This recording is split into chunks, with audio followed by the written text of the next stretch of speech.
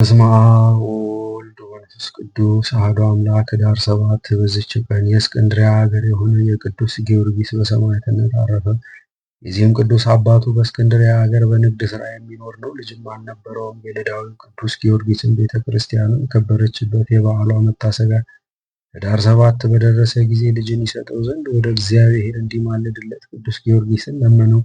ጌታችንም ልመናውን ተቀብሎ ይህን ልጅ ሰጠው። ስሙንም በታላቁ ሰማዕት ስም ጊዮርጊስ ብሎ ስም አወጣለት። የዚህም ልጅ እናቱ ለእስክንድርያ አስተዳዳሪ ለአርማንዮስ እህቱ ናት። ከዚህም በኋላ እናትና አባቱ አረፉ። እርሱም ከእናቱ ወንድም ዘንድ ተቀመጠ። 25 ዓመትም በሆነው ጊዜ በጎ ሥራ የሚሰራ ሆነ። ድሆችን እጅግ ይረዳቸው ይወዳቸውም ነበረ። የሚራራና የሚመጸውት ሆነ። ወደ ቤተ ክርስቲያን መገስገስንም ይወዳል። ለመኮንኑ አርማንዮስም አንዲት ብቻዋን ሴት ልጅ አለችው። ቦታዎችንም በመጎብኘት ደስ ይላት ዘንድ ከባልንጀሮቿ ጋር ወጣች። ወደ ደብረ ቁስቋምም ስትደርስ ጣዕም ባለው ድምፅ በመዘመር ሲያመሰግኑ የተሰበሰቡ መነኮሳትን አገኘቻቸው። ምስጋናቸውና መዝሙራቸውም ወደ ልቧ ገብቶ ተቀረጸ። የአባቷ እህት ልጅ የሆነ ጊዮርጊስንም መነኮሳቱ ስለሚዘምሩት ያስረዳት ዘንድ ጠየቀችው። እርሱም ወደማይጠፋ ዕረፍትና ተድላ እንደሚያደርሳቸው ትርጓሜውንና ጥቅሙን ሊያስረዳትና ሊያስገነዝባት ጀመረ። ወደ አባቷም አርማንዮስ በተመለሰች ጊዜ በፊቱ ቆማ ክብር ይግባውና በጌታችን ኢየሱስ ክርስቶስ ታመነች። አባቷም ሊሸነግላት ጀመረ። ልጄ ሆይ ይህን አታድርጊ ያላት ነገሩን ባልተቀበለች ጊዜ ራሷን በሰይፍ አስቆረጠ። በመንግሥተ ሰማያትም የሰማዕትነት አክሊልን ተቀበለች። ከዚህም በኋላ ልጅህን ያሳታት የእህትህ ልጅ ጊዮርጊስ ነው ብለው ለመኮንኑ ነገሩት። እርሱም ሰምቶ ቅዱስ ጊዮርጊስን ይዞ ጽኑ ስቃይን አሰቃየው። ጭካኔውንም አይቶ ወደ ሀገረ እንጽና ሰደደው። በዚያም ጽኑ ስቃይን አሰቃይተው ቅድስት ራሱን በሰይፍ ቆረጡ። የሰማዕትነትን አክሊል ተቀበለ። በዚያም ሳሙኤል የሚባል ዲያቆን ነበረ። የቅዱስ ጊዮርጊስንም ሥጋ አንስቶ ወደ ሀገረ መኑፍ ወሰደው። የአርማንዮስን ሚስት ባወቀች ጊዜ መልእክተኞችን ልካ አስመጣችው። ከልጇም ሥጋ ጋር በአንድነት በእስክንድርያ ሀገር አደረገችው። ለእግዚአብሔር ምስጋና ይሁን። እኛንም በሊህ ሰማዕታት ጸሎት ይማረን፣ በረከታቸውም ከእኛ ጋር ትኑር ለዘላለሙ አሜን። በዚችም ቀን ዳግመኛ ከግብፅ ሀገር ከፍዩም መንደር አባ ናህረው በሰማዕትነት አረፈ። ይህም ቅዱስ እግዚአብሔርን እጅግ የሚፈራው ነው። በእስክንድርያ ሀገር የሚሰቃዩ የሰማዕታትን ዜና በሰማ ጊዜ ክብር ይግባውና ስለ ጌታችን ኢየሱስ ክርስቶስ ስለ ስሙ ሊሞት ወደደ። በራእይም ወደ አንጾኪያ ሀገር ሄደ። በዚያ ትሞት ዘንድ አለህ አለው። ወደዚያ መድረስ እንዴት ይቻለኛል በማለት የሚያስብ ሆነ። ሊሳፈርም መርከብን ፈለገ። በዚያንም ጊዜ እግዚአብሔር መልአኩን ሚካኤልን ላከለት። በክንፎቹም ተሸክሞ ወደ አንጾኪያ ሀገር አደረሰው። በዲዮቅልጥያኖስም ፊት ቀርበው በእግዚአብሔር ታመነ። ንጉሥም ስሙንና አገሩን ጠየቀው። እርሱም ከግብፅ አገር እንደሆነ አስረዳው። ንጉሡም ቃሉን ሰምቶ ለጣዖታቱ ቢሰዋለት ብዙ ገንዘብንና የግምጃ ልብሶችን ሊሰጠው ማለለት። እርሱ ግን ቃሉን አልሰማም። ንጉሡም እኔ ታላቅ ስቃይን አሰቃይሃለሁ የሚል ቃልን ደግሞ ተናገረው። ከስቃዩም የተነሳ አልፈራም፣ ትእዛዙንም አልሰማም። ከዚህም በኋላ ቅዱስ ናህረውን በብዙ አይነት ስቃይ እንዲያሰቃዩት ንጉሡ አዘዘ። አንድ ጊዜ ለአንበሶች ጣሉት፣ አልነኩትም። አንድ ጊዜ ከእሳት ጨመሩት፣ አልተቃጠለም። ሌላ ጊዜም በወጭት ቀቀሉት። ከማሰቃየትም በሰለቸ ጊዜ ራሱን በሰይፍ ይቆርጡ ዘንድ ንጉሡ አዘዘ። ይህ አባ ናህረውን በግብፅ ሀገር በሰማዕትነት ስለሞቱ ስለ አንጾኪያ ሰማዕታት ፈንታ በአንጾኪያ ሀገር በሰማዕትነት አረፈ። ለእግዚአብሔር ምስጋና ይሁን፣ በረከቱም ከእኛ ጋር ትኑር ለዘላለሙ አሜን። በዚችም ቀን ከገምኑዲ አውራጃ የሀገረ ተመይ ኤጲስቆጶስ የአባ ሚናስ የዕረፍቱ መታሰቢያ ሆነ። የዚህም ቅዱስ ወላጆቹ ደጎች፣ እግዚአብሔርን የሚፈሩ፣ ዜናቸውን በቅዱሳን አባቶች ዘንድ እስከተሰማ ድረስ በጾማቸው፣ በጸሎታቸው፣ በገድል በመመጸመዳቸው የመነኮሳትን ሥራ የሚሰሩ ናቸው። እነርሱም ያለ ፈቃዱ ልጃቸውን ሚስትን አጋቡት። ሙሽራይቱም ወዳለችበት የጫጉላ ቤት ገባ። ድንግልናቸውንም ሳያጠፉ ሥጋቸውን በንጽሕና ይጠብቁ ዘንድ ከእርሷ ጋር ተስማሙ። ሁለቱም በበጎ ተጋድሎ እየተጋደሉ በአንድነት ኖሩ። ከዚህም በኋላ ቅዱስ ሚናስ የምንኩስና ልብስ ሊለብስ ወዶ ሚስቱን እንዲህ አላት፣ በዓለም እያለን የምንኩስና ሥራ ልንሰራ ለእኛ አግባብ አይደለም። እነርሱ ከልብሳቸው ውስጥ ማቅ በመልበስ በእግዚአብሔር መንፈስ የተደረሱ መጽሐፍትን በማንበብና ለጸሎት በመትጋት ሌሊቱን ሁሉ ይቆሙ ነበርና። ከዚህም በኋላ ሰላምታ ሰጥታ ሸኘችው፣ አሰናበተችውም። እርሱም ወደ አባ እንጦንዮስ ገዳም ሄደ። ከወላጆቹ ልርቅ ወዷልና እነርሱ ወደ ሚስቱ ይመልሱት ዘንድ በንጉሥ ትእዛዝ በቦታ ሁሉ እየፈለጉት ነበርና። እግዚአብሔር ሰውሮታልና ከቶ አላገኙትም። በዚያም ገዳም በገድል ተጠምዶ ብዙ ጊዜ ኖረ። በእስክንድርያም ሊቀ ጳጳሳት የሆነው አባ ሚካኤል ከእርሱ ጋር በምንኩስና ነበረ። ከዚህም በኋላ ሁለቱ ብሩሃን ከዋክብት አባ አብርሃምና አባ ጋርጌ በነበሩበት ወራት ከነበረበት ወጥቶ ወደ አስቄጥስ ገዳም ሄደ። ይህ ቅዱስ አባ ሚናስም ተወዳጅ ልጅ ሆናቸው። ከእርሳቸውም ዘንድ በበዓታቸው የሚኖርና የሚያገለግላቸው ሆነ።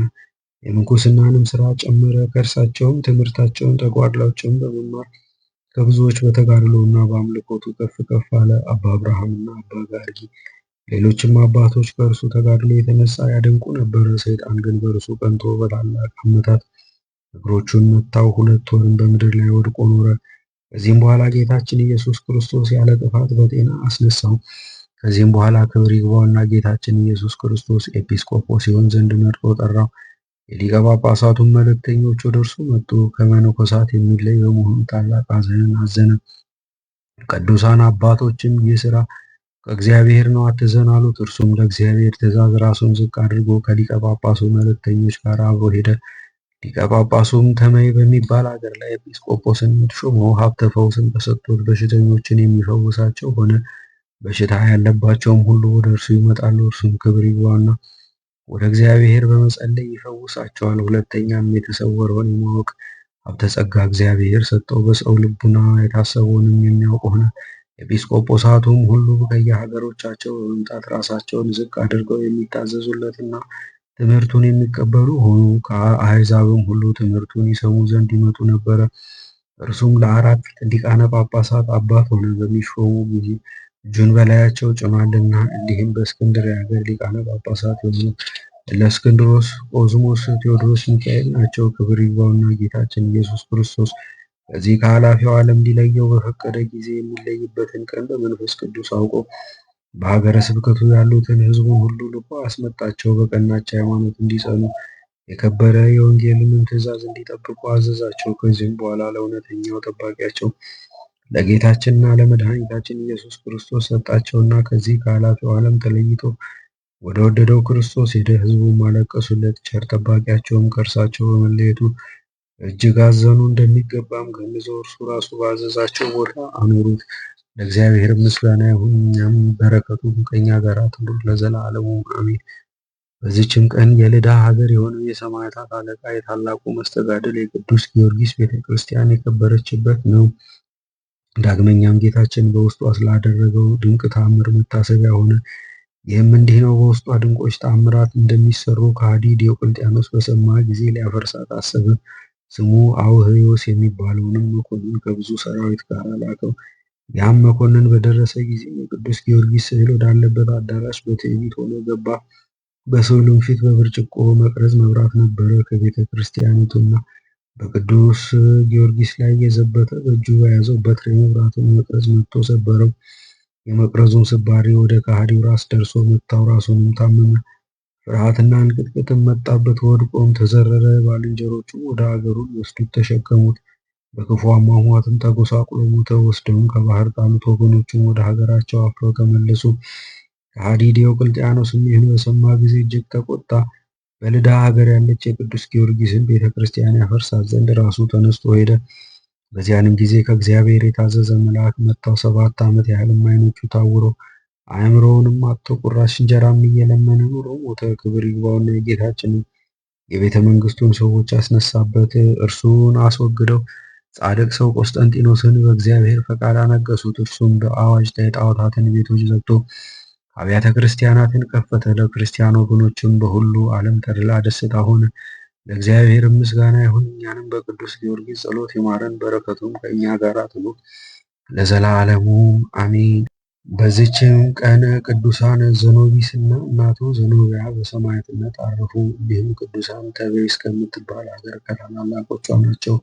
እነርሱ ክርስቲያን እንደሆኑ በንጉሥ ዘንድ ወነጀሏቸው። ንጉሡም ወደ እርሱ እንዲያቀርቧቸው አዘዘና ሲቀርቡ እንዲህ አላቸው፣ የምትጠበቁት ከምንድን ነው? ሀገራችሁስ ወዴት ነው? እነርሱም እንዲህ ብለው መለሱለት፣ እኛ ጣዖታትን ከማምለክ እንጠበቃለን፣ እምነታችንም በክርስቶስ ነው። ሀገራችንም ተበይስ ይባላል። መኮንኑም ለአማልክት ሰዉ አላቸው። ቅዱሳንም እኛ ለኢየሱስ ክርስቶስ እንሰዋለን እንጂ ለጣዖታት አንሰዋም አሉት። መኮንኑም ተቆጣ። ልብሳቸውን ገፈው በራሳቸው ጠጉር ሰቅለው ይደበድቧቸው ዘንድ አዘዘ። ወደ እግዚአብሔርም ጸለዩ። በዚያንም ጊዜ ማሰሪያቸው ተፈታ። የብርሃንንም ልብሶች ለብሰው ሕዝቡ አዩአቸው። መኮንኑ ወንበሩን ተሸክሞ በኋላቸው ሲከተል ነበረ። ሕዝቡም ይህን ባዩ ጊዜ እንዲህ እያሉ ጮኸው አመሰገኑ። ልዩ ጽኑ ምስጉን አሸናፊ እግዚአብሔር የጌትነት ክብር በሰማይና በምድር የሞላ የክርስቲያን አምላክ ኢየሱስ ክርስቶስ ኃይልህ ታላቅ ነው። ከዚህም በኋላ መኮንኑ ተቆጣ። እርስ በርሳቸው እንዲተያዩ አድርገው በሁለት መስቀሎች እንዲሰቅሏቸው አዘዘ። ያን ጊዜም ደመና መጥቶ ጋረዳቸው። በማግስቱም እግዚአብሔርን ቃል ሲያስተምሩ መኮንኑ አገኛቸው። ሕዝቡም አይተው እኛ በክርስቲያኖች አምላክ እናምናለን፣ እርሱ ታላቅ ነውና እያሉ በአንድ ቃል ጮኹ። ሁለተኛው እንዲህ ብሎ አዘዘ፣ ሁለት ወንበሮችን እንዲሰሩ በውስጣቸውም ብረቶችን እንዲተክሉ እሊህንም ቅዱሳን በላይ አስተኝተው ከእሳት ምድጃ ውስጥ እንዲጨምሯቸው አዘዘ። ጌታችንን ኢየሱስንም አዳናቸው። በእነዚያ ወንበሮችም ላይ ተቀምጠው ሕዝቡን ሲያስተምሩ አገኟቸው። መኮንኑም ባየ ጊዜ ቁጣን ተመላ። ቁመቱና ጎኑ 20 ክንድ የሆነ ጉድጓድን ቆፍረው እሳትን እንዲያነዱበትና በውስጡ እንዲጨምሯቸው አዘዘ። ወደ እግዚአብሔርም በጸለዩ ጊዜ ያ እሳት ጠፋ፣ ጉድጓዱም እንደተሸለመ ቤት ሆነላቸው። መኮንኑም የውሽባ ቤት ጠባቂውን ጠርቶ እሳትን እንዲያነድ አዘዘው። ቅዱሳኑንም ከውስጡ እንዲጨምሯቸው ወደ እግዚአብሔርም በጸለዩ ጊዜ የውሽባ ቤቱ ውሃ ሆነ። መኮንኑም ውሃ የተመላበትን ጋን ተሸክሞ ነበር። ይህንንም ድንቅ ስራ ሕዝቡ ባዩ ጊዜ እግዚአብሔር በቅዱሳኑ ላይ በሚሰራው ስራ የተደነቀ ነው እያሉ እግዚአብሔርን አመሰገኑት። መኮንኑም ምን እንደሚያደርጋቸው በተቸገረ ጊዜ እንዲገድሏቸውና እስከ ነገ ድረስ በድናቸውን ጠብቀው በእሳት እንዲያቃጥሏቸው በነፋስም ውስጥ እንዲበትኗቸው አዘዘ። በገደሏቸውም ጊዜ ነጎድጓድ፣ መብረቅ፣ ውጽውጽታና ዝናብ ሆነ። በዚያ ውጽውጽታም ብዙዎች 54 ያህል ሰዎች ሞቱ። በሌሊትም ምዕመናን መጥተው በስውር ስጋቸውን ወስደው ቀበሯቸው። በማግስቱም መኮንኑ በድናቸውን በፈለገ ጊዜ የሆነውን ሁሉ ተአምር ነገሩት። ያም መኮንን አደነቀ። በጌታችንም አምኖ ክርስቲያን ሆነ። ለእግዚአብሔር ምስጋና ይሁን፣ በረከታቸውም ከኛ ጋር ትኑር ለዘላለሙ አሜን። በዚችም ቀን ቅዱሳን ሐዲስ መርቆሬዎስ እና ወንድሙ ዮሐንስ በሰማዕትነት አረፉ። እንዲሁም ቅዱሳን እግዚአብሔርን ለሚፈሩና ለሚያመልኩ ክርስቲያኖች ሰዎች ልጆች ናቸው። የታላቁም ስሙ መናሒ ነበር። የምንኩስና ልብስ በለበሰ ጊዜ መርቆሬዎስ ብለው ሰየሙት። የታናሹም ስሙ አቡ ፈረጅ ነበረ። እርሱንም በሚመነኩስ ጊዜ ዮሐንስ ብለው ሰየሙት። ባደጉም ጊዜ ወደ ሊቀ ሰራዊት ቅዱስ ቴዎድሮስ ገዳም ሄዱ። በዚያም እግዚአብሔርን ለሚያገለግል አረጋዊ ጻድቅ ሰው የሚታዘዙ ሆነው ኖሩ። ለገዳሙ በሚያሻው ስራ መነኮሳቱንም በማገልገል የክረምቱን ቅዝቃዜና የበጋ ቃጠሎ ታግሰው የምድሩን ፍሬዎች የሚሰበስቡና ወደዚያች ገዳም የሚያመጡ ሆኑ። ለራሳቸው ግን በዓለም ውስጥ ምንም ጥሪት አላደረጉም። ዳግመኛም በዓለም ውስጥ ጣዕም ካላቸው ከመብል ከመጠጥ ከእንቅልፍ የራቁ ናቸው። በየ2 እና በየ3 ቀን ይጾማሉ። ዳግመኛም በቅብጢና በአረብ ቋንቋ ጽሕፈት ተማሩ። የምንኩስናንም ሕግና ሥርዓት ፈጸሙ።